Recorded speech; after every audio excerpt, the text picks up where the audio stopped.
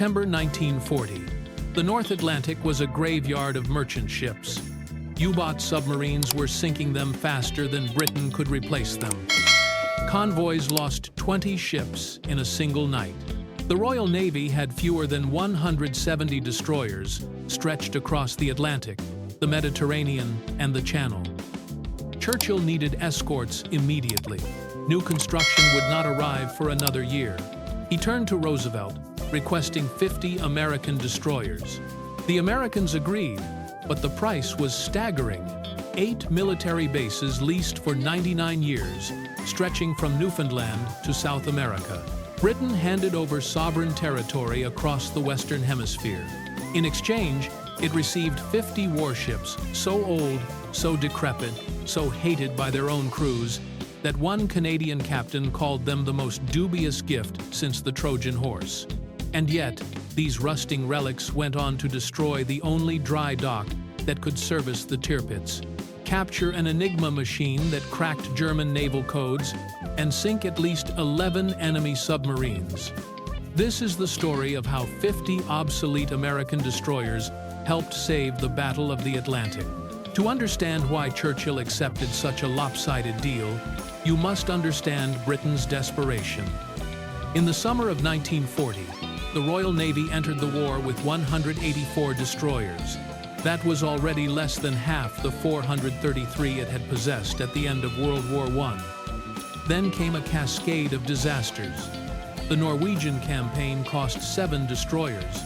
The Dunkirk evacuation sank 6 more and left many others crippled. By July, the fleet was down to roughly 171 hulls, and every one of them was needed somewhere. Then France fell. Overnight, the entire strategic picture of the U-boat war transformed. German submarines no longer had to transit hundreds of miles around the British Isles to reach the convoy lanes. Operating from captured French ports at Brest, Lorient, and Saint-Nazaire, their patrol time in the killing grounds doubled. The result was what the Germans called the first happy time.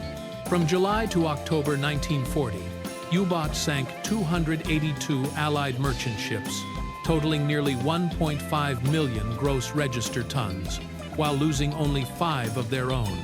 Monthly losses surged from 55,000 tons in May to over 350,000 tons in October. Convoy C, 7 lost 20 of 35 ships in a single night. Convoy HX-79 lost 12 of 49 the very next day. Britain was importing 60 million tons of supplies per year. At these loss rates, the island nation faced genuine starvation within months. Churchill recognized the danger instantly.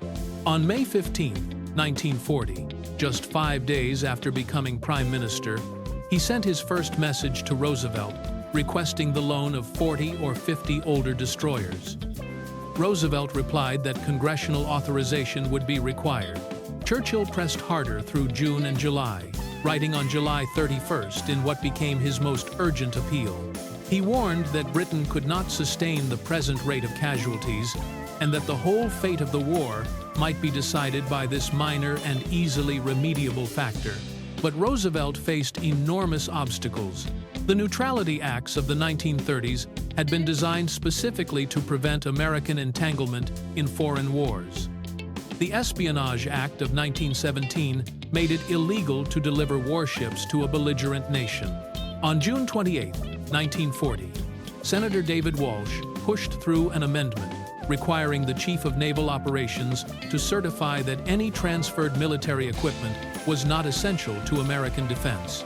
The breakthrough came through legal creativity. Attorney General Robert Jackson issued a formal opinion on August 27, arguing that the 1917 statute applied only to vessels built for a belligerent, not existing Navy ships.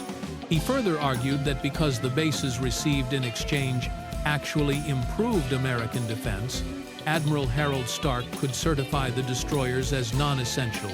Most critically, Jackson determined the president could execute the deal as an executive agreement rather than a treaty, bypassing the need for 2/3 Senate approval. A Gallup poll showed roughly 61% of Americans supported the transfer. On September 2, 1940, Secretary of State Cordell Hull and the British ambassador signed the agreement. Roosevelt called it the most important reinforcement of American defense since the Louisiana Purchase. So, what exactly did Britain receive?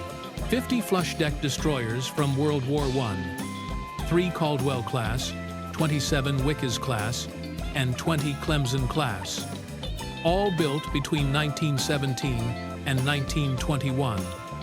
Their specifications reflected a different era entirely. The Wickes-class ships, which made up the largest group, displaced roughly 1,100 tons standard and about 1,530 tons at full load. They measured 314 feet long, with a beam of just 30 feet 11 inches. 4 boilers drove geared steam turbines, producing roughly 25,000 shaft horsepower for a design speed of 35 knots. Original armament included 4 4-inch guns, 12 21-inch torpedo tubes in 4 triple mounts, and depth charges. Crews numbered about 100 men.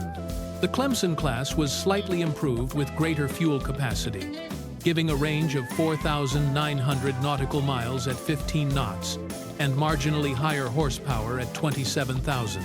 The Caldwell class was the oldest variant, displacing just over 1,000 tons with only 20,000 horsepower for 30 to 32 knots.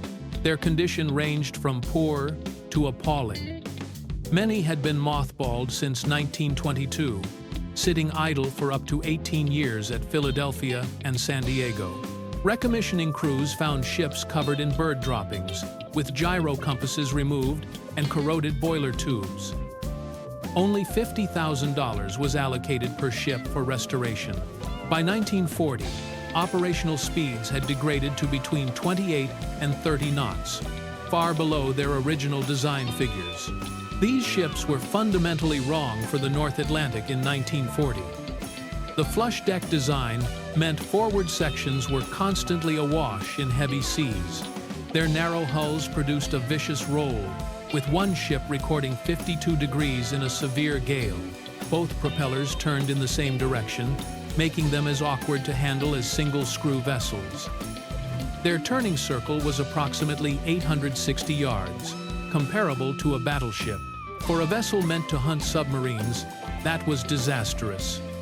The Royal Navy designated all 50 ships as Town-class destroyers, naming them after towns common to both Britain and the United States. Notable vessels included HMS Churchill, HMS Campbelltown, HMS Broadway, HMS Stanley, and HMS Lincoln. The first 8 sailed from Boston to Halifax on September 6, 1940. All 50 were transferred by December 5th. Extensive modifications began immediately. Admiralty orders removed 1 4-inch gun and 6 of the 12 torpedo tubes to improve stability. Over successive refits, beam-mounted guns were replaced with 20mm Oerlikon cannons.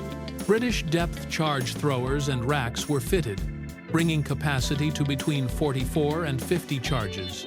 Type 271 surface search radar and Type 286 air warning radar were installed. By mid-1942, Hedgehog anti-submarine mortars replaced forward gun positions, and HF, DF direction-finding equipment was added to triangulate U-boat radio transmissions. A typical late-war Town-class escort bore little resemblance to its original configuration. Only 30 of the 50 were operational by May 1941, 8 months after transfer. HMS Cameron never saw service at all, having been wrecked by a Luftwaffe raid on Portsmouth. But the ships that did reach the front lines compiled a combat record that defied every expectation. The most famous action came on March 28, 1942. HMS Campbelltown, formerly USS Buchanan, was modified to resemble a German torpedo boat. Her third and fourth funnels were removed. The remaining 2 were cut at angles and extra armor added. Hidden in the bay, behind steel and concrete, were 24 depth charges containing 4.5 short tons of Amatol high explosive, armed with 8-hour delayed fuses. At 0134, Campbelltown rammed the dock gate at St. Nazaire at 19 knots, driving 33 feet of her bow onto the quay side. Commandos disembarked to destroy pumping machinery. Of the 612 men in the raiding force, 169 were killed and 215 captured. Around noon, the delayed charges detonated, killing approximately 40 senior German officers inspecting the wreck. The Normandy dock, the only facility on the Atlantic coast capable of servicing the battleship Tirpitz, was rendered unusable for the rest of the war. 5 Victoria Crosses were awarded, the most for any single action up to that point.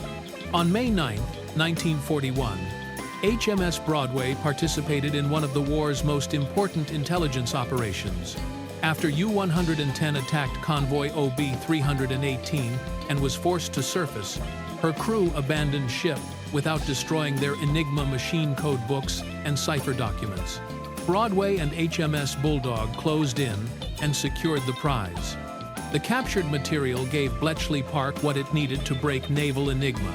Broadway went on to cover nearly 100,000 miles on convoy escort duty, and later helped sink U-89. HMS Stanley escorted convoy HG-76 from Gibraltar in December 1941, under Commander Walker's legendary escort group. Stanley helped sink U-131 on December 17th, and U-434 on December 18th. The following day, Stanley was torpedoed by U-574 and sank rapidly. Only 25 of her crew survived. Within 12 minutes, Walker's HMS Stalk avenged her by sinking U-574. Convoy HG-76 was the first clear Allied convoy victory, with 5 U-boats destroyed for the loss of 2 merchant ships, the escort carrier HMS Audacity, and Stanley herself. Town-class destroyers participated in sinking at least 11 enemy submarines, including 10 German U-boats and 1 Italian submarine. 9 of the 50 ships were lost to enemy action. 7 fell to U-boat torpedoes, 1 struck a mine, and 1 was deliberately expended at Saint-Nazaire. HMS Bellman was lost with her entire crew. HMS Beverly went down with only 4 survivors from roughly 155 men. HMCS St. Croix was torpedoed in September 1943. 83 survivors were rescued by HMS Icarus, but when Icarus was sunk 2 days later, only 1 crew member of St. Croix ultimately survived. Against purpose-built escorts, the Town class was outclassed in every qualitative measure. The Hunt-class escort destroyers had superior stability and modern fire control, but lacked range for mid-Atlantic work. The Flower-class corvettes were seaworthy and cheap, but could only make 16 knots too slow to catch a surfaced U-boat. The Town class held a decisive speed advantage at 28 to 30 knots and carried heavier armament. Their actual effectiveness exceeded their terrible reputation in one crucial respect. They existed when nothing else did. During the worst months of the first happy time, every hull in the water mattered. By mid-1941, Town-class destroyers made up over a quarter of available escort destroyers. But the agreement's true importance was diplomatic, not naval. The transfer was, as Churchill himself called it, a decidedly unneutral act. It shattered any pretense of American isolation. Roosevelt's re-election in November 1940 validated the approach. By December, Britain was running out of cash, and the destroyers for bases precedent smoothed the path for the Lend-Lease Act, signed March 11, 1941.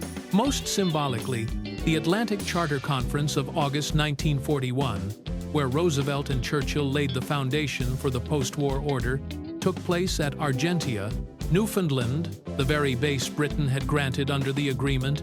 The surviving ships were scrapped between 1944 and 1952. None exist today. Churchill's private assessment captures the paradox perfectly. He admitted that no human being could pretend the destroyers were equivalent to the immense strategic advantages of the bases. But he understood the deeper calculation. Those 54 destroyers were the price of bringing America into the fight, and that partnership won the war. 50 obsolete warships, 8 sovereign bases, 99 years, one alliance that changed history.